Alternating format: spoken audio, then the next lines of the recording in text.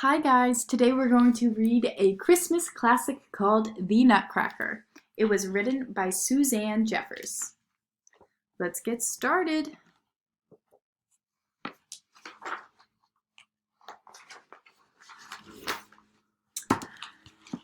It was Christmas Eve at the Stahlbaum's house. Marie and her little brother Fritz were listening at the ballroom door, waiting for the party to begin.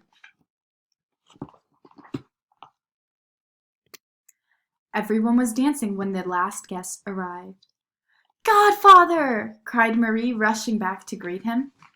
Herr Drosselmeyer was not only Marie's godfather, but he was also a famous toy maker. He could make toys that moved and clocks that called the hours as sweetly as nightingale.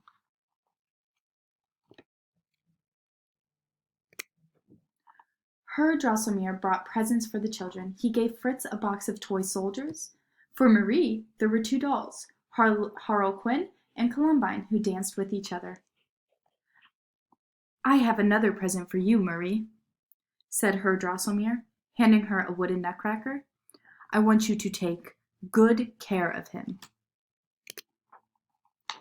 "Not fair!" shouted Fritz. "She has 3 presents." He grabbed the nutcracker from Marie and tossed him in the air. The nutcracker crashed to the floor and broke his head. "So what?" jeered Fritz. "It was an ugly thing." Herr Drosselmeyer bound the nutcracker's head with his handkerchief. Tenderly, Marie took the nutcracker into her arms. She put him under the Christmas tree. Outside in the streets, the carriages waited. After a flurry of goodbyes, Fritz and Marie were sent up to bed. "But my poor nutcracker is all alone," thought Marie, tiptoeing back downstairs.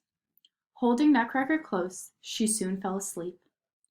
Herr Drosselmeyer slipped into the room and, raising his hand, cast a bit of magic.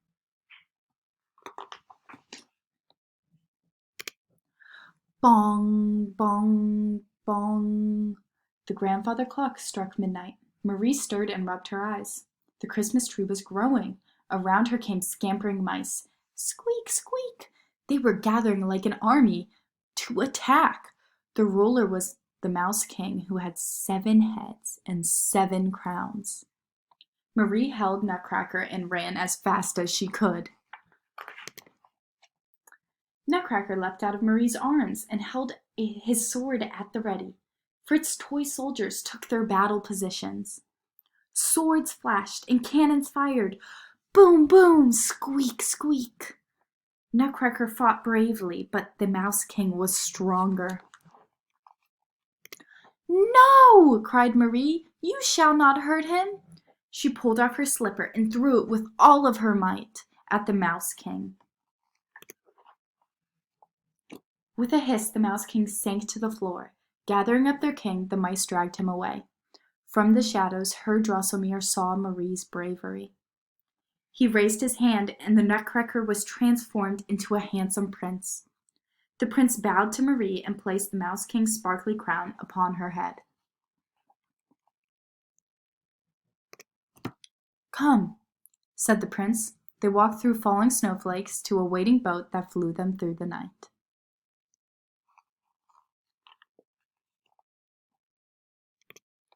"Welcome to my kingdom," said the prince. "But where are we?" asked Marie.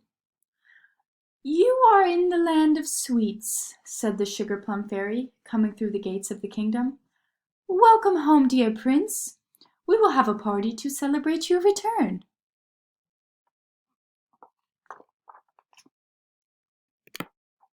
The sugar-plum fairy led the prince and Marie to the seat of honor. Coffee, chocolate, Chinese tea, marzipan, and Mother Ginger and her polichinelles danced for them.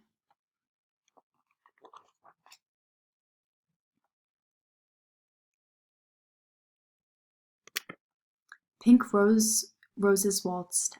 At last the sugar-plum fairy danced. She seemed lighter than air.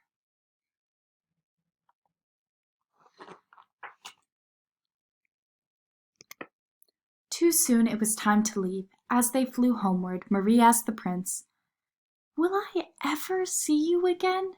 The prince replied, "One day your courage and kind heart will be rewarded. Do not forget me.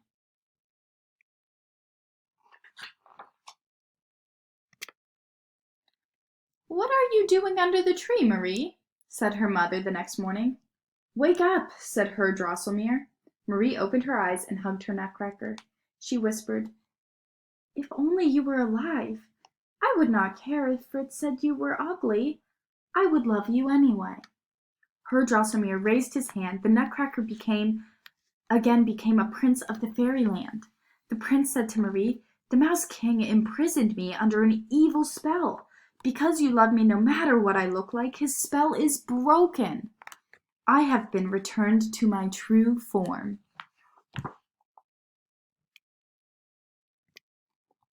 Years passed, and the prince and Marie became engaged. After their wedding, they rode to the land of sweets in a coach trimmed in gold and drawn by 4 silver horses. To this day, there are those who say Marie is the queen of a wondrous fairyland that only those who believe can see. The end.